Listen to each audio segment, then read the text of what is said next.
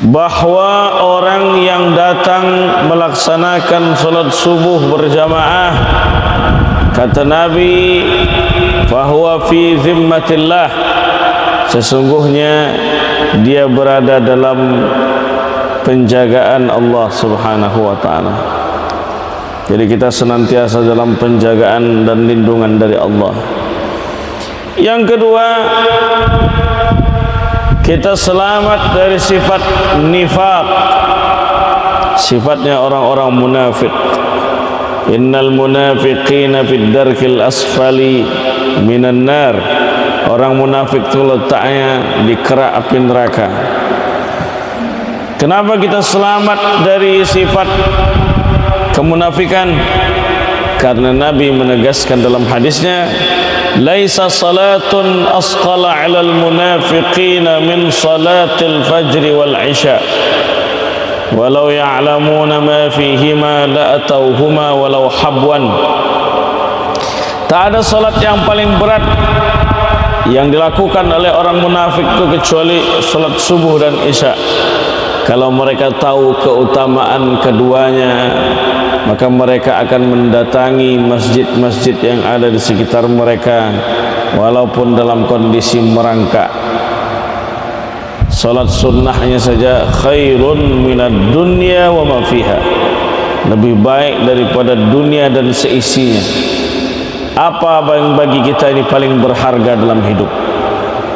Harta, kebun sawit sejauh mata memandang, mobil Pajero, rumah yang megah, perhiasan-perhiasan, anak dan sebagainya. Maka salat sunnah fajar yang 2 rakaat itu lebih baik daripada dunia dan seisinya.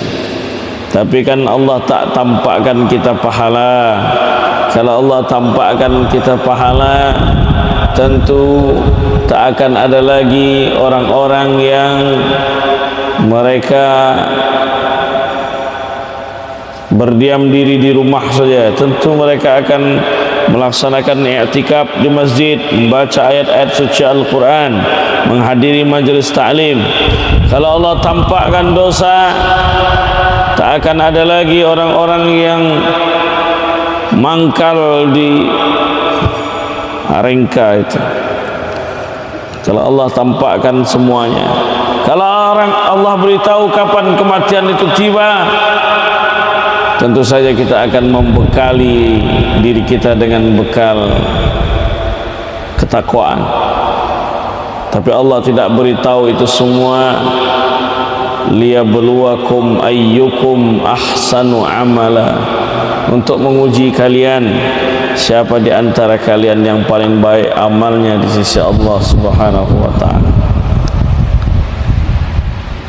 Maka kita selamat dari sifat nifaq. Innal munafiqina yukhadi'una Allah wa huwa khadi'uhum. Sesungguhnya orang munafik itu berupaya menipu Allah, tapi sebenarnya Allah lah yang menipu mereka.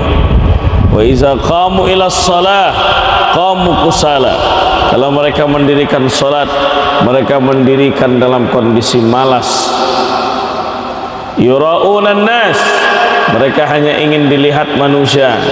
Wala yazkuruna Allah illa qalila, dan mereka tidak berzikir mengingat Allah kecuali hanya sedikit saja. Bapak Ibu jamaah Masjid Nurul Watan yang insyaallah dimuliakan oleh Allah Subhanahu wa ta'ala, pada pagi subuh yang penuh berkah ini kita melanjutkan kajian kita pembahasan sirah nabawiyah pada kitab Nurul Yaqin fi Sirati Sayyidil Mursalin, karya Syekh Ahmad Khodaribik yang ditalkhis oleh Syekh Umar Abdul Jabbar. Dengan kita membaca sirah ini supaya bertambah kecintaan kita kepada Rasulullah sallallahu alaihi wasallam. As-sanatul ula minal hijrah, tahun pertama setelah hijrahnya Nabi sallallahu alaihi wasallam ke kota Yathrib. Dulu namanya Yathrib sebelum Nabi mengubahnya menjadi Al-Madinah Al-Munawwarah. Yathrib itu sebagian kata ulama sirah adalah nama seseorang yang tinggal di tempat itu. Sebagian lain mengatakan Yathrib itu adalah nama jenis wabah yang apabila orang datang ke dalamnya maka orang itu akan terkena wabah, seperti ayah dari Rasulullah sepulang dari berniaga ke Syam mampir berjumpa keluarganya yang ada di Madinah, yang ada di Yathrib, maka perjalanan pulang ayahandanya meninggal dunia karena terkena wabah di kota tersebut. Kemudian diubah namanya menjadi Al-Madinah Al-Munawwarah. As-sanatul ula minal hijrah, tahun pertama hijrah, bina'ul masjidis syarif, dibangun pertama kali masjid Rasulullah sallallahu alaihi wasallam, yaitu Masjid An-Nabawi. Wa bad'ul azani, dan dimulainya azan, azanu fajri Ramadan. Kemudian dimulakan juga azan pada subuh Ramadan, azanul jumu'ati, dan azan Jumat. Azan subuh Ramadan, azan Jumat itu terjadi pada tahun pertama hijrah. Jadi pada masa Nabi berada di Makkah belum ada azan subuh, belum ada azan subuh Ramadan, belum ada azan Jumat, belum ada salat Jumat. Salat Jumat itu disyariatkan ketika Nabi berada di kota Madinah Al-Munawwarah. Beda antara azan subuh dengan azan subuh Ramadan. Azan subuh Ramadan dalam riwayat bahwa lin Nabi sallallahu alaihi wasallam muadzinani, Nabi itu punya dua muazzin. Pertama adalah Bilal bin Abi Rabah, seorang sahabat berkebangsaan Ethiopia Habasyah. Yang kedua adalah Abdullah bin Ummi Maktum, seorang sahabat yang qadarullah tak bisa melihat, buta. Dua muazzin Nabi. Maka dijelaskan dalam hadis, walam yarqa bainahuma walam yakun bainahuma illa an yarqa haza wa yanzila haza, illa an yanzila haza wa yarqa haza. Artinya kalau seandainya azan pertama kali itu Bilal bin Abi Rabah, itu berarti adalah azan untuk membangunkan orang tahajud dan membangunkan orang sahur. Azan kedua, azannya Abdullah bin Ummi Maktum, itulah azannya waktu salat subuh. Dan di antara naiknya Bilal dengan turunnya Bilal dengan naiknya Abdullah bin Ummi Maktum itu jaraknya tidak terlalu jauh, mungkin sekitar membaca 50 ayat Al-Quranul Karim. Itulah ijtihad ulama kita di Indonesia, ada namanya imsak. Imsak menahan. Pada hakikatnya imsak tulit tanbih, supaya kita berhati-hati, bukan berarti tak boleh makan lagi. Karena imsak yang sebenarnya adalah ketika azan subuh dikumandangkan. Bapak Ibu pernah dengar tak jam 4 subuh orang sudah azan? Ada di beberapa tempat demikian. Kalau di Masjid Nabawi, di Masjid Al-Haram, di Makkah Al-Mukarramah, itu jam 4. Atau kalau seandainya azan subuhnya itu jam 4, jam 3-nya sudah azan. Azan pertama itu azan tahajud. Nah, ada yang pernah umrah belum? Kalau yang belum pernah umrah, maka daftarkanlah segera bersama Silver Seal. Ingat haji dan umrah, ingat Silver Seal, insyaallah. Ya Bu, Ibu sudah umrah? Mudah-mudahan segera dipanggil. Bukan dipanggil ke rahmatullah, dipanggil ke Baitullah.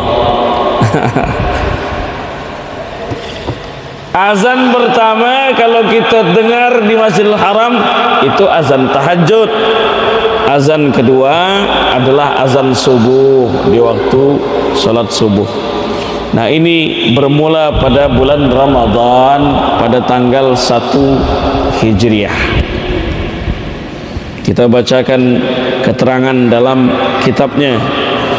Fi sanatil ula minal hijrati, tahun pertama hijrahnya Rasulullah itu, banar rasulu masjidahu syarifah, Nabi sallallahu alaihi wasallam membangun masjidnya yang amat sangat mulia itu. Wa qad amila fihi binafsihi, awalnya Nabi sallallahu alaihi wasallam melakukannya, membangunnya sendiri. Liyuraghibal muslimina fil amal, supaya memotivasi yang lain untuk mau ikut bekerja, untuk sama-sama ikut membangun. Ini namanya lisanul hal. Kata para ulama, lisanul hal absah min lisanil maqal. Lisanul hal itu maksudnya kita memberikan teladan, memberikan contoh dari perbuatan kita ini lebih baik daripada kita menginstruksikan lewat lisan yang ada pada lidah kita nih, pada mulut kita. Jadi sekedar menyuruh, sekedar memberi contoh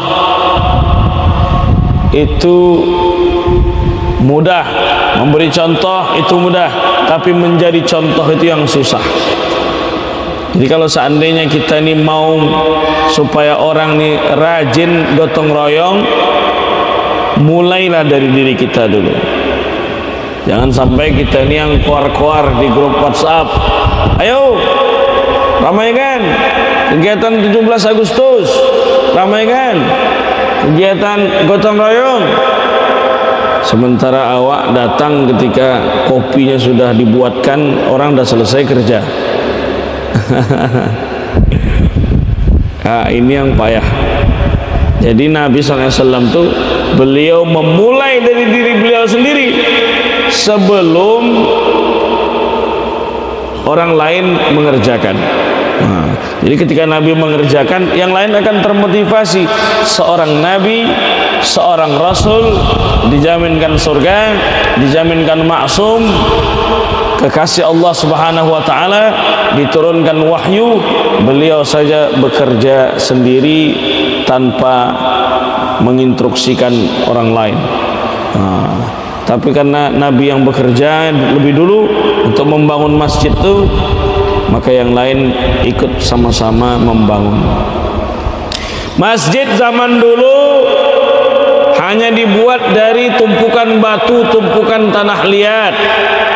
Atapnya dari pelepah kurma saja, dari daun-daun kurma. Belum ada macam kita sekarang. Masjid kita ini plafonnya luar biasa, lampunya sebagian hidup, sebagian tidak. Mudah-mudahan nanti kan bentar lagi hidup semua kalau ganti gubernur. Amin. Kalau lanjut 2 periode pun tak apa-apa bagi yang memilih, tak ada paksaan. Jadi zaman Nabi tak ada menara. Menara kita ini kan rencananya menjulang ke atas, nampak Kota Pekanbaru semuanya. Tapi ternyata tak jadi, tak jalan duitnya.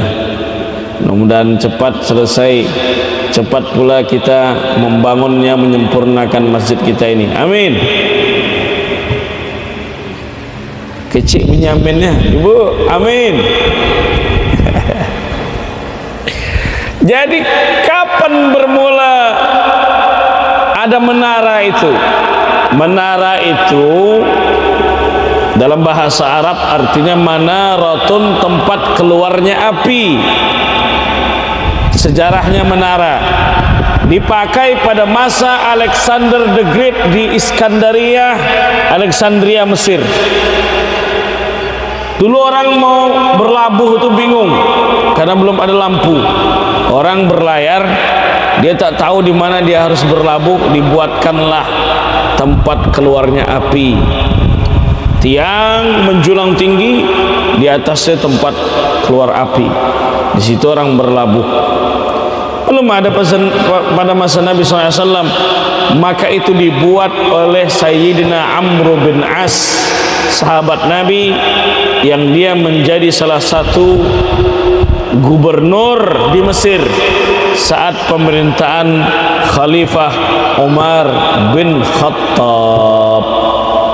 Jadi menara itu dimulai pada masa Umar bin Khattab. Kubbah itu juga belum ada di masa Nabi sallallahu alaihi wasallam. Kubbah itu sebenarnya tradisi orang-orang Romawi. Bangunan-bangunan mereka itu menggunakan kubbah. Dari sini jelas bahwa tidak semua yang tidak dicontohkan Nabi itu kalau kita kerjakan adalah bid'ah. Karena menara tak ada di zaman Nabi, kubbah tidak ada di zaman Nabi. Sekarang Masjid Nabawi itu ada kubbahnya tak? Ada. Kubbatul Khadra, kubbah hijau, yang di bawahnya adalah makam Rasulullah, yang di bawahnya adalah makam Sayyidina Abu Bakrin As-Siddiq, yang di bawahnya ada makam Sayyidina Umar bin Al-Khattab radhiyallahu anhuma. Maka kubbah itu ada, belum ada di zaman Rasulullah sallallahu alaihi wasallam. Kubbah yang dibangun di Masjid Nabawi itu sebagian ulama mengatakan yang membangunnya adalah Sultan Qutbay dari Mesir. Sebagian lagi mengatakan adalah Sultan Ibnu Tulun dari Mesir juga. Bapak Ibu yang dirahmati Allah Subhanahu wa taala. Kubbah itu, masjid itu urusan agama atau urusan dunia? Urusan agama. Bangunannya urusan agama. Berarti kalau ditambah-tambah, apakah bid'ah? Berarti orang itu tak paham dia makna daripada bid'ah. Oleh sebab itu Nabi SAW membangun masjidnya pada tahun pertama hijrah. Nabi ketika sampai di Madinah saat beliau hijrah, beliau menyatukan kaum muhajirin dan ansar. Lalu beliau tinggal di daerah Quba selama 22 hari. Disitulah beliau sallallahu alaihi wasallam membangun sebuah masjid. Nama masjid itu adalah Masjid Quba. Masjid Quba namanya. Qaf ba alif hamzah, Quba. Quba itu nama perkampungan di situ. Masjid itu diabadikan dalam Quran, namanya Masjid Ussisa ala Taqwa. La masjidun ussisa ala taqwa min awwali yawmin ahaqqu an taquma fihi rijalun yuhibbuna an yatatahharu wallahu yuhibbul mutahhirin. Masjid itu dibangun atas dasar ketakwaan kepada Allah Subhanahu wa ta'ala, dan orang-orang yang membangun, orang-orang yang tinggal di situ, orang-orang yang memakmurkannya adalah orang-orang terbaik. Tak jauh dari Masjid Quba itu ada juga masjid yang tidak dibangun atas dasar ketakwaan. Masjid yang dibangun oleh orang munafik, donaturnya orang-orang Yahudi, tujuannya untuk memecah belah kaum muslimin. Nama masjidnya adalah Masjid Dirar. Walladzina ittakhadhu masjidan diraran wa kufran wa tafriqan bainal mu'minin. Dia membangun masjid itu hanya untuk memecah belah kaum muslimin. Tapi stempel Masjid Dirar ini tak boleh kita ngasih sembarangan. Ciri-cirinya ada, tapi stempel Masjid Dirar waktu di sana, waktu di Madinah itu adalah langsung dari Allah Subhanahu wa taala, dan Nabi SAW beserta para sahabat hanya pernah singgah sekali. Lepas itu dibakar, dihancurkan oleh para sahabat.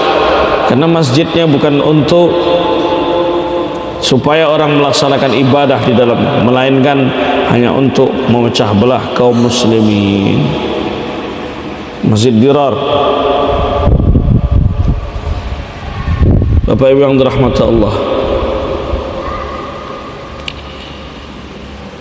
Masjid An-Nabawi punya kemuliaan. Karena Nabi menegaskan dalam hadisnya, la tushaddur rihal, jangan kalian punya kemauan berpergian jauh, illa ila thalathati masajid, kecuali ketiga masjid saja. Pertama, Masjidil Haram, ke Masjidil Haram yang ada di Makkah. Wa masjidi hadza, ke masjidku ini, kata Nabi. Yang ketiga adalah wa Masjidil Aqsa, Masjidil Aqsa yang ada di Palestina. Tiga ini. Sekarang orang bangga bisa pergi ke Thailand, ke Korea, ke Jepang, ke Amerika, tapi dia tak pernah melaksanakan umrah, tak pernah melaksanakan haji. Padahal Nabi berpesan, jangan punya kemauan yang kuat berpergian jauh kecuali ketiga tempat saja, tiga masjid. Kata Nabi, salatun fi masjidi hadza khairun min alfi salatin fima siwa. Salat di masjidku ini lebih baik 1000 kali lipat dibanding salat di tempat yang lain. Illal masjidil haram, illal masjidil haram, kecuali masjidil haram. Wa salatun fil masjidil harami khairun min 100,000 salatin fima siwa. Salat di Masjidil Haram itu 100.000 kali lipat dibanding kita salat di masjid yang lain.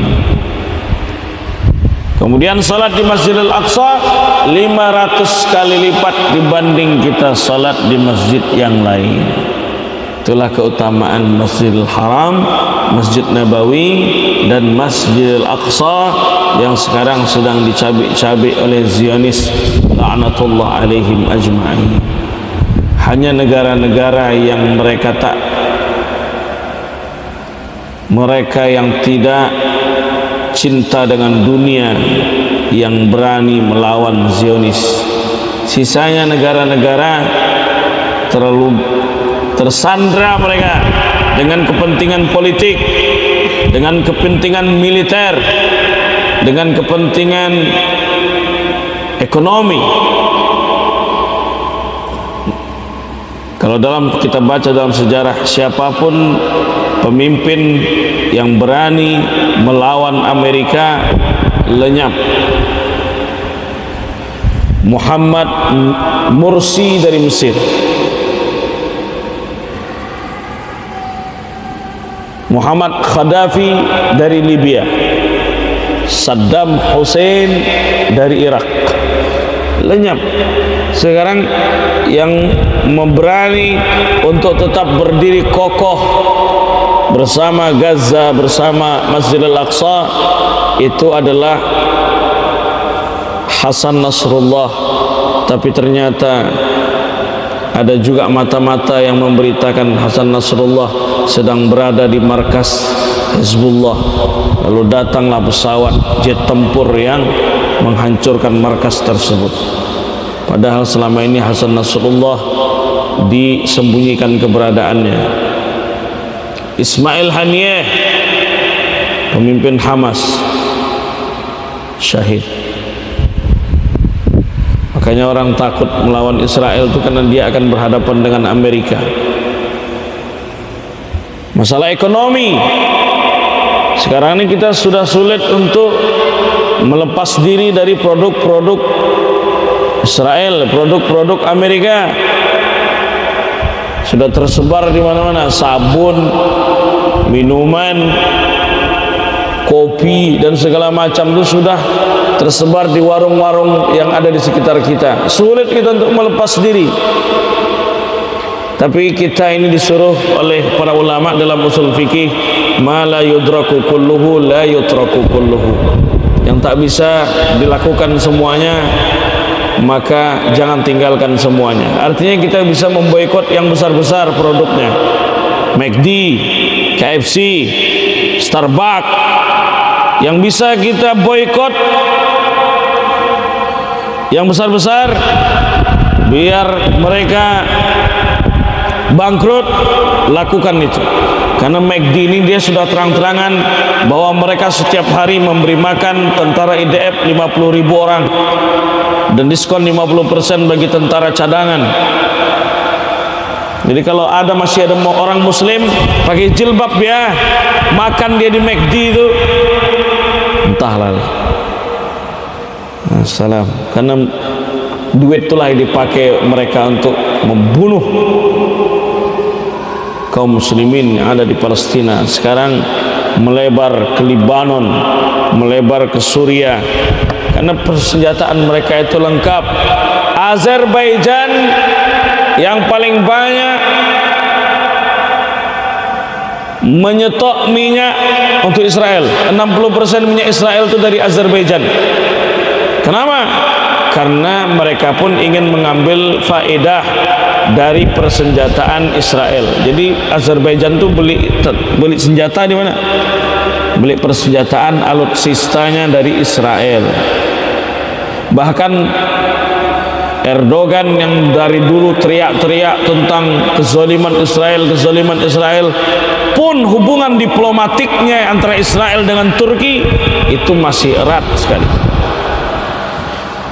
Jadi orang-orang sudah tersandra kepentingan militer, kepentingan ekonomi, kepentingan politik. Negara kecil saja, sebenarnya bukan negara mereka aslinya bukan orang situ, mereka menjajah, tapi mereka bisa tumbuh kembang, menguasai wilayah Palestina 80%. Kenapa? Karena bantuan dari Amerika. Walan tarda ankal yahud walan nasara hatta tattabi'a millatahum. Orang Nasrani, orang Yahudi tak akan pernah ridha dengan kalian kecuali kalian ikut tunjuk ajar dari agama mereka. Bapak Ibu yang dirahmati Allah Subhanahu wa taala, di dalam Masjid Nabawi itu ada makam Rasulullah sallallahu alaihi wasallam. Yang belum ziarah mudah-mudahan bisa ziarah ke makam Rasulullah sallallahu alaihi wasallam. Nah, kenapa Nabi dimakamkan di situ?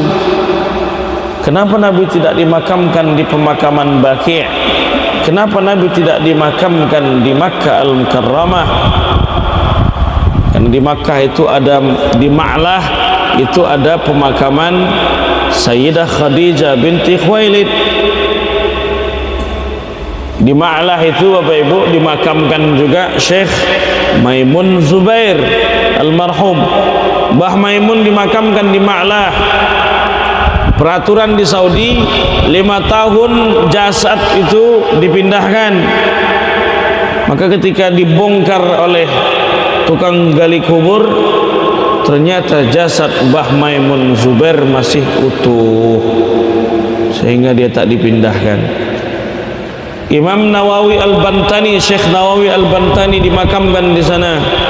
Musnidul hadis, ulama yang memegang sanad hadis paling banyak, Syekh Yasin Al-Fadani, orang Sumbar, orang Padang, juga dimakamkan di Ma'lah yang ada di Makkah Al-Mukarramah. Berdebat para sahabat di mana Nabi akan dimakamkan. Maka Sayyidina Abu Bakar membalas, menjawab bahwa Nabi pernah bersabda, nahnu ma'asyirul anbiya nudfanu haitsu namut. Kami para nabi dan rasul dimakamkan di mana kami meninggal dunia. Maka Nabi meninggal di kamar Sayyidah Aisyah. Disitulah Rasulullah sallallahu alaihi wasallam dimakamkan. Masjid pada zaman Nabi SAW tidak saja dipakai untuk melaksanakan sholat, tapi masjid di zaman Rasulullah juga dipakai untuk melaksanakan akad nikah. Kata Nabi sallallahu alaihi wasallam, "A'linu an-nikah," umumkan pernikahan. "Waj'aluhu fil masajid," buatlah akadnya di masjid. "Wadribu 'alaihi bid-dufuf," pukulkan gendang tanda kebahagiaan, kegembiraan. Jadi mudah sebenarnya akad nikah itu. Laksanakan akad nikah afdolnya di masjid. Nanti kalau mau mengadakan walimah, resepsi, terserahlah di mana. Hukum walimah dalam Islam menurut jumhur para ulama adalah sunnah saja. Dalilnya, laisa fil mali haqqun siwa zakah. Tak ada kewajiban mengeluarkan harta kecuali mengeluarkan zakat. Sehingga mengeluarkan harta untuk walimah tidak wajib.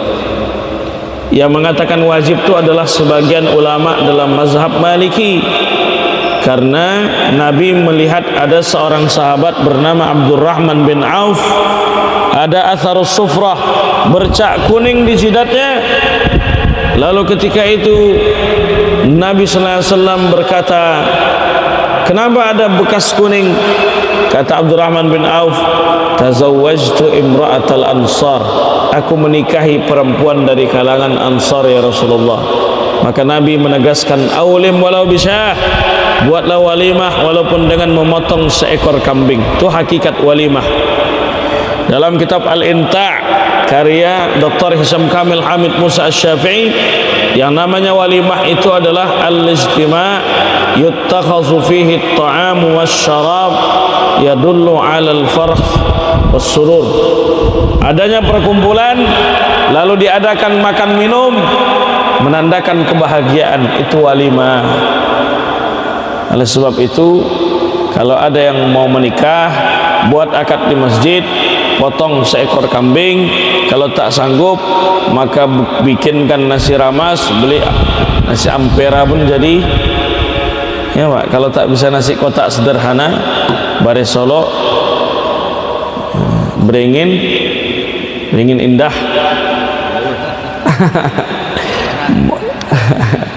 Maka bisa dengan nasi ramas buatan sendiri saja, ataupun ayam geprek ya Bu, ayam di toko-toko. Maka itu hakikat walimah. Kalau diadakan menggunakan tenda, organ tunggal, didatangkan fauzana dari Sumbar, Sinan Bana, ya saja bro. Itu namanya pesta resepsi, diadakan di hotel. Jadi karena gengsi tetangga kemarin di Novotel, kita minimal di Prime Park lah. Akhirnya minta ke calon menantu tuh, kalau mau menikahi anak saya 150 juta minimal. Payah carikan duitnya. Honor tak turun-turun, minyak mahal. Permudah nikah ya Bu. Oh Ibu, permudah nikah. Coba bapak juga mudahkan anak itu menikah Pak. Kata Nabi, "Idza ja'akum man tardawna dinahu wa khuluquhu fankihuhu." Kalau ada datang kepada kalian baik akhlak, baik agama, nikahkan segera. Wa illam taf'alu takun fitnatun wa fasadun kabir. Kalau seandainya tidak disegerakan akan menjadi fitnah dan kerusakan yang besar. Kenapa? Kalau nikah dipersulit karena uang panainya itu besar, maka yang murah itu adalah perzinahan. Iyalah, nikah 80 juta, check in cuma 150.000. Karena nikah ini susah, tak tahan lagi anak tuh, dipilihnya check in. Dari mulai 90.000 diskon promo sampai 190.000. Maka terjadilah apa yang terjadi, hamidun, hamil di luar nikah. Na'udzubillahi min zalik. Sah atau tidak menikahi perempuan yang dicoblos sebelum hari H? Menurut Syekh Wahbah Zuhaili, pernikahannya sah. Lakin ma yatarattabu 'alaiha, tapi akibat yang akan terjadi adalah anak tersebut tidak boleh dinisbatkan bin dan bintinya kecuali ke emaknya saja. Walaupun dia punya bapak biologis, tapi itu tidak diakui dalam Islam, putus nasab dia. Yang kedua, anak tersebut tak boleh ada yang menikahkan kecuali wali hakim saja. As-sultan waliyun liman la waliyalah. Wali hakim, wali bagi yang tak punya wali. Tetap memaksakan diri, khawatir nanti anak tersinggung perasaannya, memaksakan diri seolah-olah dia ayah kandungnya, maka seumur hidup anak itu nanti ketika sudah kawin itu berzina dia. Yang ketiga, dia tak berhak mendapat harta waris. Itulah resiko daripada hamil di luar nikah. Oh, kan tes DNA menunjukkan itu asli orang tua kandung dia, bapak dia. Dalam Islam menentukan nasab itu bukan tes DNA, tapi dengan ijab dan qabul. Sekarang ribut masalah nasab Ba'alawi, suruh tes DNA, tes DNA. Orang kafir pun bisa tes DNA, menentukan ini orang tua dia. Tapi dalam Islam tidak demikian. Mesti dengan akad nikah. Itu yang menentukan. Jadi di zaman Nabi SAW, masjid tempat untuk melaksanakan akad nikah, dipukulkan gendang tanda kebahagiaan. Masjid tempat untuk menyusun strategi politik. Jangan bayangkan politik ini hanya politik praktis, orang masuk partai ikut pilkada. Nah, yang kita bayangkan politik ini hanya bagi orang-orang yang jadi petugas partai. Tidak. Politik dalam Islam bahasa Arabnya siasah. Siasah diserap ke bahasa kita siasat. Siasat itu artinya strategi. Strategi memenangkan peperangan. Itu yang dilakukan oleh Nabi SAW ketika beliau masih berada. Beliau SAW ketika beliau masih hidup, beliau menerima delegasi tamu-tamu di depan rumah beliau, di masjid beliau.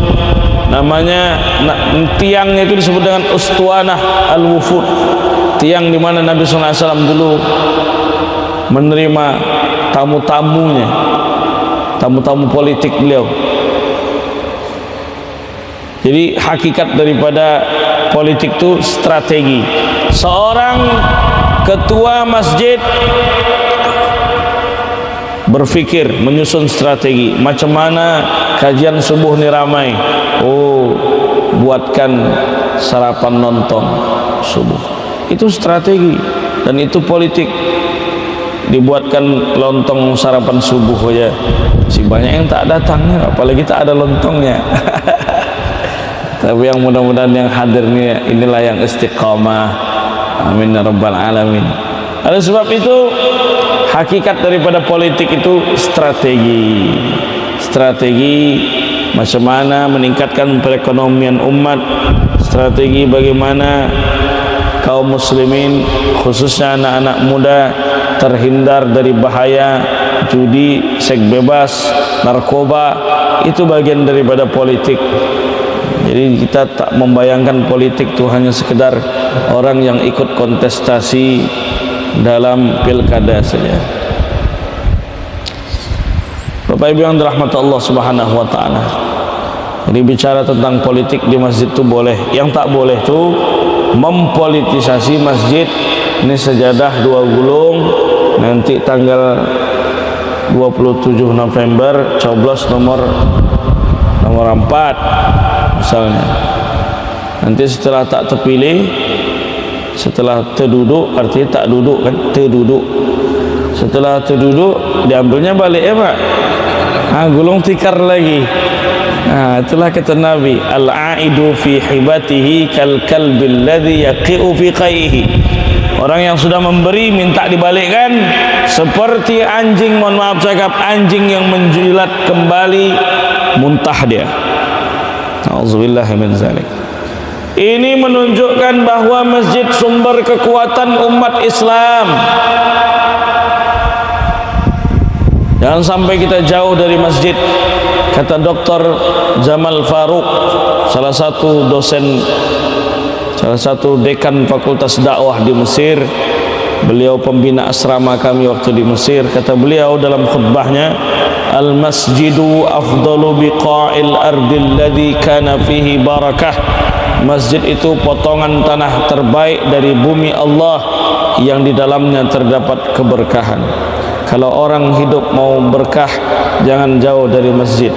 Berkah kata Imam Al-Ghazali, ziyadatul khairi ba'dal khair, kebaikan yang terus bertambah, tak pernah putus, itu namanya berkah. Kita sering mendoakan orang, barakallahu fi ilmik, barakallahu fi umrik, barakallahu lakuma, tapi kadang kita lupa, tak tahu makna daripada berkah. Berkah itu kebaikan yang terus bertambah, yang mempengaruhi kenikmatan iman dalam hati kita. Rezeki itu banyak, percuma kalau tak ada keberkahan di situ. Kenapa? Nanti hati ini tak pernah nyaman kalau sujud. Hati tak pernah tenang. Dan sudah harta itu sudah banyak, tapi tak pernah lapang dada ini. Sempit aja bawaan, kurang aja bawaan. Kenapa?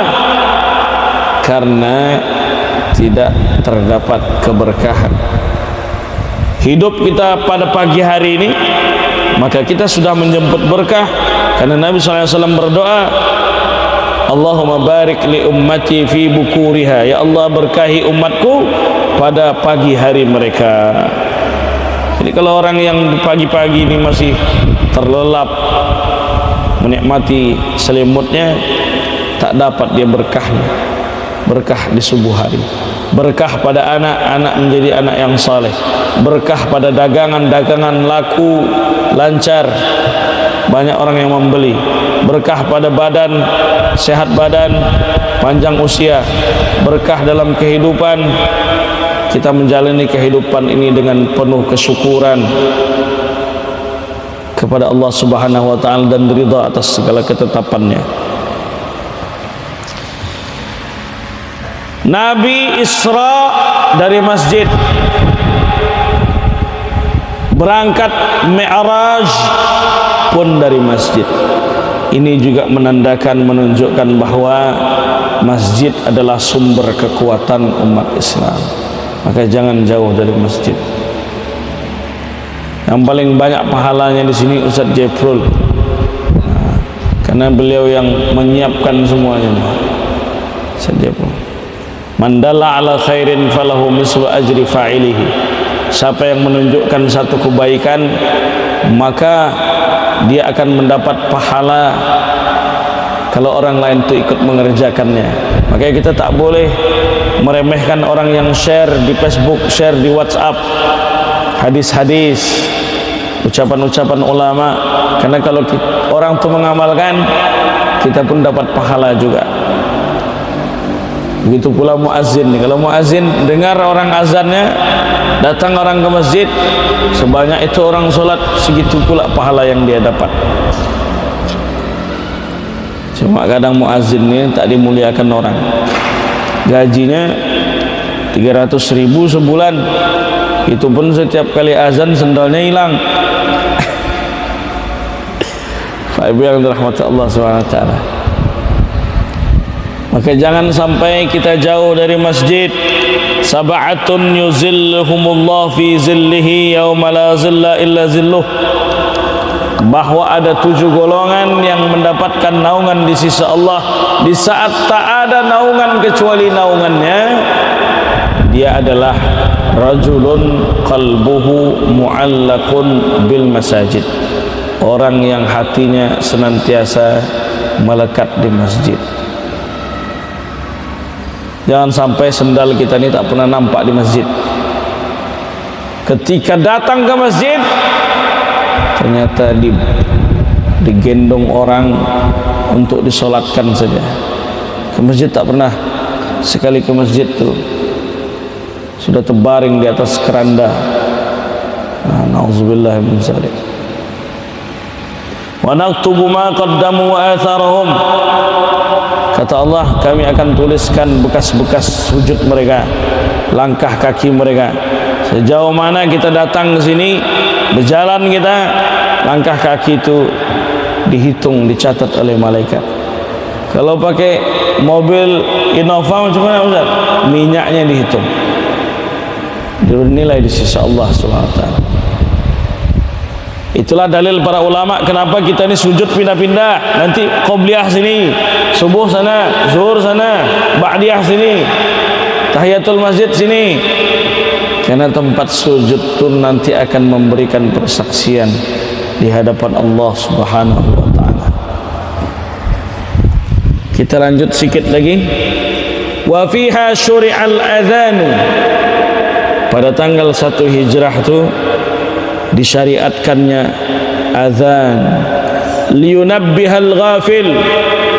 Azan itu untuk memberi peringatan kepada orang-orang yang ghafil, lalai. Wa yudzakkirus sahi, mengingatkan orang yang lupa. Liyakunal ijtima'u 'aman, supaya mereka kumpul bersama-sama di satu tempat untuk melaksanakan ibadah salat di masjid. Dalam mazhab kita Syafi'i, salat berjamaah itu hukumnya fardu kifayah. Menurut mazhab Hambali hukumnya fardu ain. Makanya dalam orang-orang di Saudi Arabia itu wajib ke masjid karena mazhab mereka Hambali. Dalil mereka, Nabi habis salat menghadap ke jamaah, melihat sahabat-sahabat. Mana sahabat? Mana si fulan? Mana si fulan? Asyahidu fulan? Asyahidu fulan? Apakah engkau lihat si fulan? Mana si fulan? Besok kalau seandainya mereka tak datang lagi, la uharriqanna buyutahum, nanti ku bakar rumah mereka.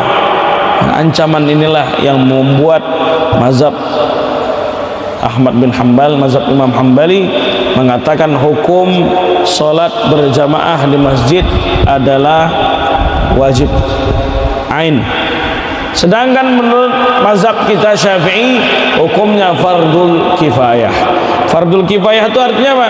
Iza qama ahadun saqata ba'dun akhar.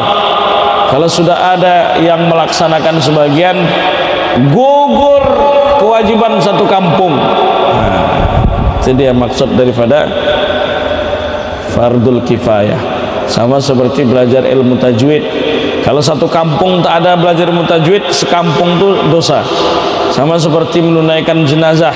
Satu kampung tak ada yang mau memandikan dan mensolatkan, satu kampung dikenakan dosa. Tapi kalau sudah ada yang melaksanakan sebagian, maka gugur kewajiban orang-orang yang lainnya. Itu makna daripada fardul kifayah.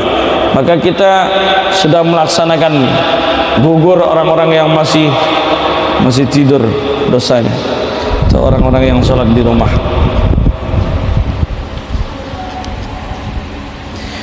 Wa zada Bilalun fi azanis subhi. Lalu Bilal bin Abi Rabbah menambahkan kalimat azan pada azan subuh. As-salatu khairun minan naum, marrataini, sebanyak 2 kali. Fawafaqa 'alaiha ar-rasul sallallahu alaihi wasallam, lalu disetujui oleh Nabi sallallahu alaihi wasallam. Cuma bedanya azan subuh kita di sini dengan azan subuh di Masjidil Haram, di Masjid Nabawi. Di Masjid Nabawi itu yang panjang adalah salatnya, kalau kita yang panjang adalah naumnya. Karena untuk menegaskan bahwa di kampung kita ini masih terlalu banyak yang tidur. Kalau di sana as-salatu khairum minan naum, salat lebih baik daripada tidur. Tapi kalau di Indonesia rata-rata naumnya yang panjang. As-salatu khairum minan naum, salat lebih baik daripada tidur. Karena masih banyak yang tidur. Kalau sana orang yang tidur dah tak apa. Orang dah salat tahajud, dah bangun tahajud, tinggal salat subuhnya lagi. Itulah bedanya azan kita dengan azan yang ada di Makkah Al-Mukarramah. Wa kana ar-rasulu ya'muru fi fajr Ramadan bi azanaini. Nabi suruh sahabat azan pada bulan Ramadan, 2 azan. 2 kali azan subuh. Awwalahuma yunabbahu bihil ghafilun. Yang pertama adalah membangunkan orang-orang yang tertidur, hatta yatanabbahu lis-sahuri wasani lis-salah, yaitu untuk orang melaksanakan makan sahur. Jadi ada 2 azan pada bulan Ramadan, wasani lis-salah, dan azan kedua untuk salat. Wa kana adzanul jumu'ati wahidan, dan azan salat Jumat itu adalah sekali. Min ahdir rasuli ila khilafati Abi Bakrin wa Umar, pada masa Nabi SAW sampai Khalifah Abu Bakar dan Umar, azan Jumat masih sekali. Awwaluhu idza jalasal imamu 'alal minbari, yaitu ketika imam duduk pertama kali di atas mimbar dikumandangkan azan. Wa kana ala babil masjidi, dan itu dilaksanakan di pintu masjid. Azannya dikumandangkan di pintu masjid. Wa zada Utsman radhiyallahu anhu, dan Sayyidina Utsman bin Affan lah yang menambahkan azan al-azan as-sani, azan kedua. Bisababi kasratin nas, karena manusia ini sudah banyak berbondong-bondong masuk Islam.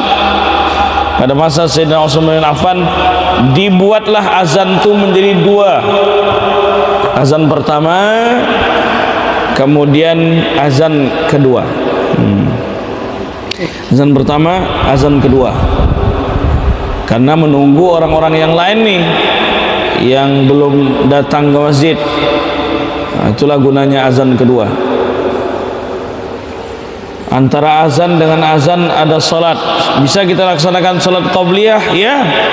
Karena dalam hadis Nabi, hadis riwayat Bukhari, likullil azanaini as-salah, setiap 2 azan ada salat, atau setiap antara azan dan iqamah ada salat. Maka oleh sebab itu maghrib, antara maghrib, azan maghrib dengan iqamah maghrib, boleh kita laksanakan salat qabliyahnya dengan hadis Nabi yang ini, likullil azanaini as-salah, setiap 2 azan ada salat. Terima kasih atas segala perhatian, mohon maaf atas segala kekurangan. Kita sudah masuk waktu melaksanakan salat sunnah isyraq masing-masing. Al-Fatihah. A'udzubillahi minasyaitonir rajim. Bismillahirrahmanirrahim. Alhamdulillahi rabbil alamin, arrahmanir rahim, maliki yaumiddin. Iyyaka na'budu wa iyyaka nasta'in. Ihdinas siratal mustaqim, siratal ladzina an'amta 'alaihim ghairil maghdubi 'alaihim waladdallin. Amin. Amin. A'udzubillahi minasyaitonir rajim. Bismillahirrahmanirrahim. Alhamdulillahi rabbil alamin, wassalatu wassalamu ala asyrafil anbiya'i wal mursalin wa ala alihi wa ashabihi rasulillahi ajma'in. اللهم اجعل جمعنا هذا جمعا مباركا وتفرقنا من بعده تفرقا معصوما. اللهم انصر إخواننا المجاهدين والمستضعفين والمظلومين في فلسطين وفي لبنان وفي سوريا وفي يمن وفي كل مكان يا رب العالمين. ربنا ظلمنا أنفسنا وإن لم تغفر لنا وترحمنا لنكونن من الخاسرين وتب علينا يا الله إنك أنت التواب الرحيم ربنا آتنا في الدنيا حسنة وفي الآخرة حسنة وقنا عذاب النار صلى الله على سيدنا محمد وعلى آله وصحبه وسلم الحمد لله رب العالمين السلام عليكم ورحمة الله وبركاته.